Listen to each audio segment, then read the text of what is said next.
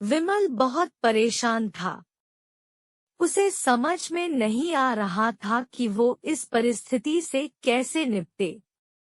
वो अपनी माँ को बहुत चाहता था, किंतु उसकी पत्नी और बच्चे उसकी माँ से बहुत दूर भागते थे, क्योंकि उसकी माँ की एक आँख नहीं थी, साथ ही उसकी कमर भी 90 अंश पर झुकी थी। वैसे वह अपना काम सब खुद कर लेती है, किंतु फिर भी वो उसकी पत्नी और बच्चों के लिए हमेशा खटकती है। दादी, आप ऊपर के कमरे में जाओ, मेरे दोस्त आ रहे हैं, विमल के बेटे अखिल ने बड़े बेरुखी से कहा। पर बेटा, मैं तो यहाँ बहुत दूर बैठी हूँ, विमल की माँ ने बहुत प्यार से कहा। नहीं, आप उनके सामने मत रहो, वो मुझे चिढ़ाते हैं, अखिल ने जोर से डांटते हुए कहा। क्या हुआ अखिल, क्यों चिल्ला रहे हो? विमल की पत्नी कामनी ने किचन से ही आवाज लगाई। देखो ना माँ, ये दादी यहीं ड्राइंग रूम में बैठी है और मेरे दोस्त आ रहे हैं, अखिल ने शिकायत भरे लहजे में कहा। माँ जी, आप ऊपर चली जाओ, क्यों हम लोगों को लजवाती हो, कामनी ने बेटे का पक्ष लेते हुए कहा। बेचारी सरस्वती चुपचाप उठकर जीने के सहारे ऊपर जाने लगी। कमर झुकी होने के कारण उन्हें ऊपर चढ़ने में बहुत परेशानी हो रही थी, किंतु वो पूरी ताकत से ऊपर के एक अकेले कोने वाले कमरे में जाकर बैठ गई। विमल बाजू के कमरे से सब सुन रहा था। उसे कष्ट हो रहा था कि उसकी माँ को अपमानित होना पड़ रहा है, किंतु वो असहाय था। अगर वो कुछ कहता है तो पत्नी और बच्चे उसका विरोध करने लगते हैं।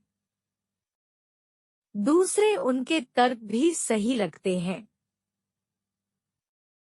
चूंकि वो एक प्रशासनिक अधिकारी था, उसका सामाजिक स्तर बहुत ऊंचा था, उसकी ससुराल भी एक उच्च घराने में थी, अतः वह चुपचाप इस तरह हर दिन अपनी माँ को अपमानित होते देखता रहता था। रात को विमल की पत्नी ने कहा, देखो जी, अब कुछ करो। कल कलेक्टर साहब की पत्नी आई थी। माँ जी अपनी देशी धुन धारा में उनसे मिली। मुझे बहुत शर्म आ रही थी बताते हुए कि ये मेरी सास है। मैंने कह दिया कि दूर की रिश्तेदार है, इलाज कराने आई है। विमल को रोना आ गया, किंतु फिर भी वह चुप रहा। उसे समझ में नहीं आ रहा था कि वो क्या करे। अपने बेटे की मन स्थिति को सरस्वती अच्छी तरह से जानती थी और बेटे को कोई कष्ट न हो इसलिए वो हर बात को चुपचाप सह लेती थी। विमल बहुत उदास रहने लगा। एक तरफ परिवार और सामाजिक स्तर पर जीने की प्रतिबद्धता थी, तो दूसरी ओर माँ। आखिर माँ से अपने बेटे की यह हालत नहीं देखी गई। एक दिन उसने अपने बेटे से कहा, विमल, बहुत दिन हो गए हैं, मैं अपने गांव जाना चाहती हूँ, मुझे वहां पहुंचा दो, मेरा यहाँ मन नहीं ला रहा। किंतु माँ, वहां तो कोई नहीं है, तुम्हारी देखभाल कौन करेगा? विमल ने आश्चर्य से पूछा। अरे, सब गांव वाले तो हैं, और वो तुम्हारे मामा जी तो उसी गांव में रहते हैं, और फिर हम सारी व्यवस्थाएं कर आएंगे ना। कामनी को तो जैसे मन की मुराद मिल गई हो। हाँ बेटा, बहू सही कह रही है, सरस्वती ने लंबी सांस लेते हुए कहा। विमल जानता था कि गांव में माँ की देखभाल करने वाला कोई नहीं है, लेकिन अपनी पत्नी की जिद के कारण वह अपनी मां को गांव छोड़ने पर विवश हो गया। मां को गांव छोड़कर आते वक्त उसे रोना आ रहा था तथा अपनी बेपसी पर गुस्सा भी आ रहा था, किंतु परिवार, पत्नी और समाज ने उसके इन मनोभावों को दबा दिया और वो सुकून सा महसूस करने लगा। कुछ दिनों के बाद उसके चाचा, जो अमेरिका में रहते थे, आने वाले थे। जब विमल बहुत छोटा था, उसके पिता जीवित थे तब वो भारत आए थे और उसके बाद वो अब भारत आने वाले थे। पूरा परिवार और आस पड़ोस बहुत उत्साहित था। अमेरिका से विमल के डॉक्टर चाचा आ रहे थे। डॉक्टर रमेश ने जैसे ही घर में कदम रखा, सबने मिलकर बहुत उत्साह से उनका स्वागत किया। क्यों विमल भाभी नहीं दिख रही, कहाँ है? डॉक्टर रमेश ने उत्सुकतापूर्वक पूछा। जी वो गांव में रहती है, यहाँ उनका मन नहीं लगा, कामनी ने सपाट लहजे में उत्तर दिया। डॉक्टर रमेश ने विमल की ओर देखा तो विमल ने अपनी आंखें झुका ली।